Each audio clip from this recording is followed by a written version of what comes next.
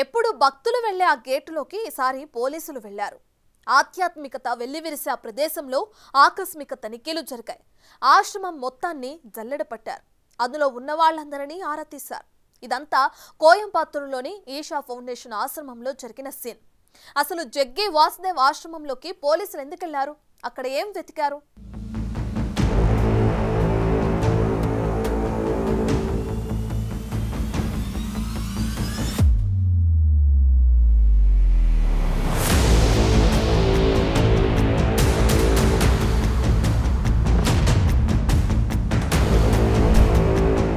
ఆధ్యాత్మిక గురువు జగ్గి వాసుదేవ్కు పోలీసుల షాక్.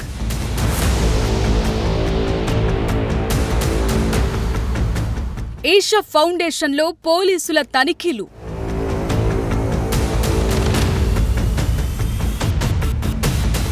మొత్తం 150 మంది పోలీసులతో సోదాలు. అనుక్షణం ఆధ్యాత్మిక ప్రపంచంలో ఉండే ఈషా ఫౌండేషన్ ఆశ్రమంలో ఒక్కసారిగా సీన్ మారిపోయింది. పోలీసుల తనిఖీలతో ఆధ్యాత్మిక గురువు జగ్గి వాసుదేవ్పై కొత్త చర్చ మొదలైంది. అసలు ఈ దాడుల వెనుక ఏం జరిగిందో తెలుసా?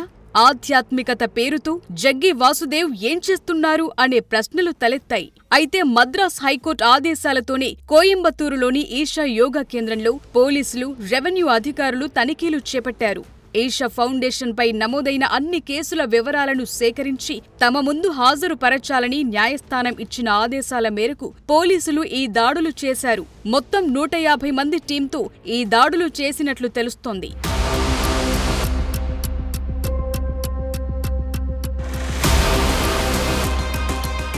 జగ్గి వాసుదేవ్ పై విచారణకు హైకోర్టు ఆదేశించడానికి ఓ రిటైర్డ్ ప్రొఫెసర్ వేసిన పిటిషనే కారణం. సద్గురుపై ఆయన చేసిన ఆరోపణలు ఇప్పుడు సంచలనంగా మారాయి. తమిళనాడుకు చెందిన రిటైర్డ్ ప్రొఫెసర్ కామరాజ్ తన 2 కుమార్తెలను తనకు దూరం చేశారని, వారితో కనీసం తమను కలవకుండా చేశారని ఆరోపించారు.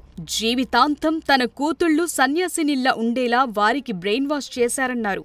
వాళ్లు కొన్నేళ్లుగా ఆశ్రమంలోనే ఉంటున్నారని తెలిపారు. బాగా చదువుకున్న తన 2 కూతుళ్లను ఈషా ఫౌండేషన్ మాయలో పడేసి ఆశ్రమానికి శాశ్వత బందీలుగా మార్చారని, వాళ్లను తమకు అప్పగించాలని కోరారు. కూతుళ్లు తమను వదిలిపెట్టిపోవటంతో తమ జీవితం నరకంగా మారిందని ఆవేదన వ్యక్తం చేస్తూ హెబియస్ కార్పస్ పిటిషన్ దాఖలు చేశారు. దాంతో హైకోర్టు జగ్గి వాసుదేవ్ పై సీరియస్ అయింది. తన కుమార్తెకు వివాహం చేసి ఆమె జీవితంలో బాగా స్థిరపడాలని కోరుకున్న సద్గురు ఇతరుల అమ్మాయిల విషయంలో మాత్రం ఎందుకు భిన్నంగా వ్యవహరిస్తున్నారని హైకోర్టు ధర్మాసనం ప్రశ్నించింది. యువతులు ప్రాపంచిక జీవితాన్ని త్యజించి తన యోగా కేంద్రాల్లో సన్యాసులుగా జీవించాలని ఆయన ఎందుకు ప్రోత్సహిస్తున్నారని హైకోర్టు తీవ్ర వ్యాఖ్యలు చేసింది.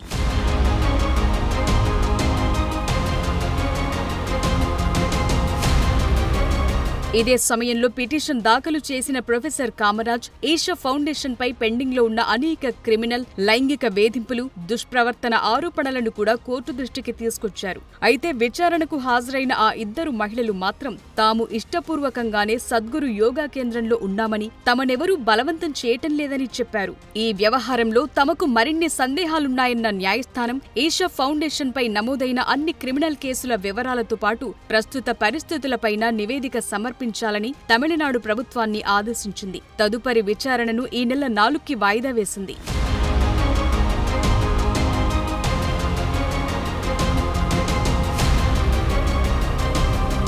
అయితే ఈ ఆరోపణలకు సంబంధించి ఈషా ఫౌండేషన్ తరపున హాజరైన న్యాయవాది వాదనలు వినిపించారు. 18 ఏళ్లు పైబడిన వాళ్లంతా తమ మార్గాలను ఎంచుకునే స్వేచ్ఛ, జ్ఞానం కలిగి ఉంటారని తాము నమ్ముతున్నట్టు చెప్పారు. పెళ్లి చేసుకోమని గాని, సన్యాసం తీసుకోమని బలవంతం చేయటం గాని ఈషా ఫౌండేషన్ బలవంతం చేయటం లేదన్నారు. కేవలం ఆధ్యాత్మికం, యోగాను ప్రజల్లోకి తీసుకెళ్లాలనే ఆశయంతోనే జగ్గి వాసుదేవ్ ఈ ఫౌండేషన్ ని నెలకొల్పారని ఈషా తెలిపింది. ఎవరి మార్గాలను వారు ఎంచుకునే వ్యక్తిగత స్వేచ్ఛ యువతకు ఉందని ప్రకటించింది.